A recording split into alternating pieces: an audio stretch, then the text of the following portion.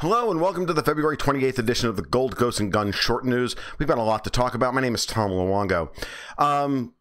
Changing up this as a live stream might actually make it easier for me to get these done, because as opposed to doing them, recording them, and then uploading them, that's actually harder for me. So, little note, this is not going to be an interactive live stream at all. This is just me talking.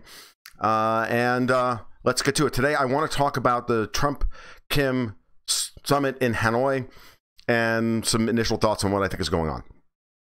All right, so remind everybody, we have live streams Monday nights at 8 p.m. and Friday nights at 8:30, which are interactive, so please stop on by and do that. You can also follow my blog over at goldgoatsandguns.com. All right, so let's get down to brass tacks this morning. Trump and Kim met in Hanoi for 2 days. After day one, everything sounded like they were having a good time. Everything was okay. Day two, I just read the report of the thing over at RT, ended early because we're at an impasse. And it's the same impasse we were at in June of last year when they went and met in Singapore. And it was all everybody falling in love and all this stuff. And we were all rejoicing at the idea that this possibility that peace could break out somewhere in the world when there were neocons on the scene. Well, how naive we were. Truth of the matter is that Trump is not in control of anything relative to foreign policy. It's all being handled by John Bolton, Mike Pompeo, and the rest of them. Nothing has changed. This was maybe the most useless thing I've seen in quite a while. It actually, I think the best thing to say about it is that it got Trump out of Washington for a couple of days so he could be completely sabotaged by most of his staff on Capitol Hill while he was in Hanoi, wasting his time and literally arguing the same points that Mike Pompeo brought to Kim the day after Singapore last year. We will end the sanctions if you give up all your nukes, which is a non-starter for North Korea, which I'll get into in a second. But since we're in that point, right after Trump extends trade talks with China, which no one in the administration is happy with, Robert Lighthizer goes up to Congress and throws him under the bus. Robert Lighthizer, the chief negotiator in the talks with China, literally goes to Congress and spends hours throwing Trump under the bus, saying he's trying to roll over to give them a deal and da-da-da-da. This is all standard imperial neoconservative Bush era talking points. We might as well be watching the Bush the Lesser's third term at this point, except with more bronzer. So understand that this is the deal that's on the table for North Korea. And this is the deal that will get done eventually. They will give up their nuclear weapons program when we denuclearize the entire peninsula completely. And that means we remove all of our nukes and we remove all of our troops. That's what the South Koreans want. That's what the North Koreans want. That's what China wants. That's not what the neocons in the United States government on K Street want. And that's why nothing is happening, because they don't have to give anything up at this point, and so therefore they won't. They are framing these talks the same way that the EU is framing talks on Brexit. We're not giving an inch because we have all the power, and we can't give an inch because if we do, then we've lost it all. Because when you're the imperial power, you're not allowed to give up 1 iota of ground. You can't give up 1 centimeter of ground.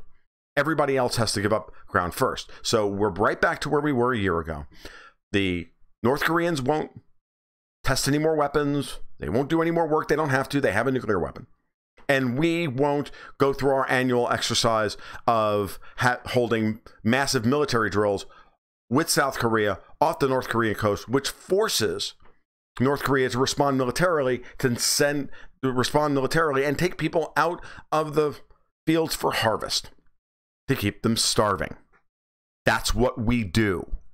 Every year, it's the military exercises that we perform with South Korea are timed in order to disrupt harvests across North Korea, to keep their food supply thin. Does this sound familiar?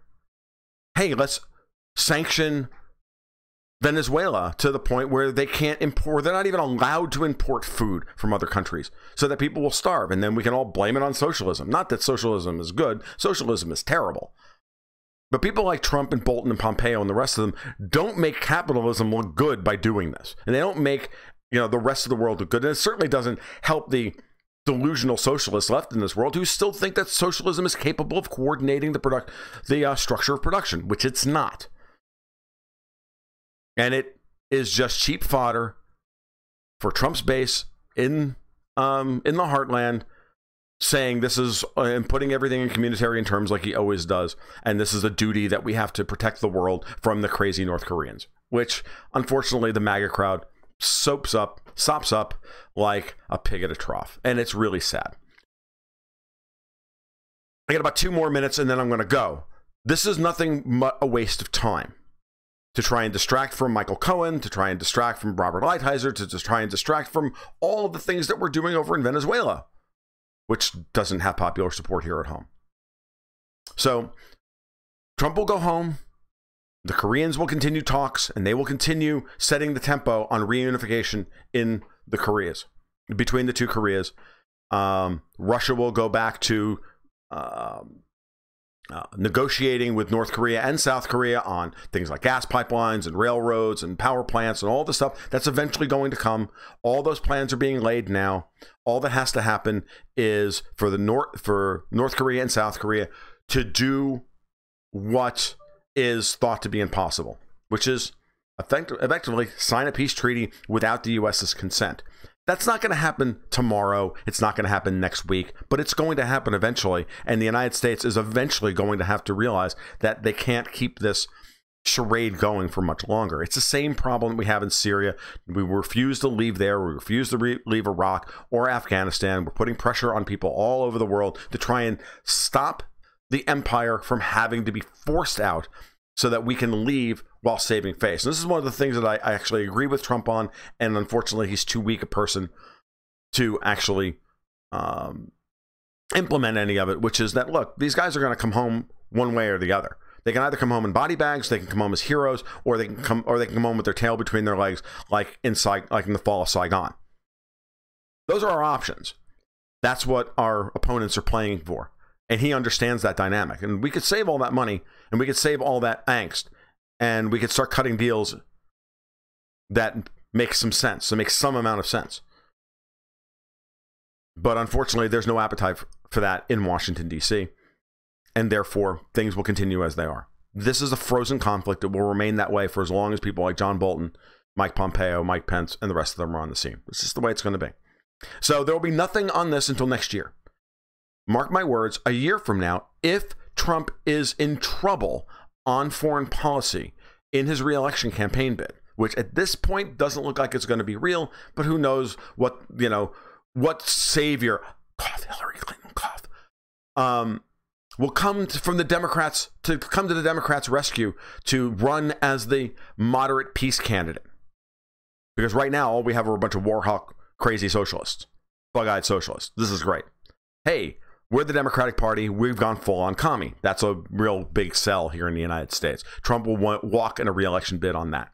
He will not walk in a re-election bid against anybody who will take a moderate stance on foreign policy and runs on any form of peace platform, because that has been the dominant paradigm in voter trends in the United States for 20 years, with the exception of 9/11. Actually, for the last 30 years, with the exception of the 2 elections after 9/11, which changed a lot of things. But since then, it's all been about the peace candidate winning. And guess who's waiting in the wings to save the Democrats from themselves? I'm telling you, this is coming.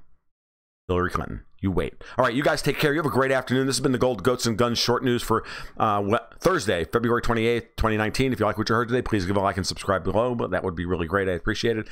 And you can follow my work over at tomluongo.me, and you can support my work over at Patreon/Gold, Goats, and Guns. You guys have a great afternoon. Take care. Keep your stick on the ice.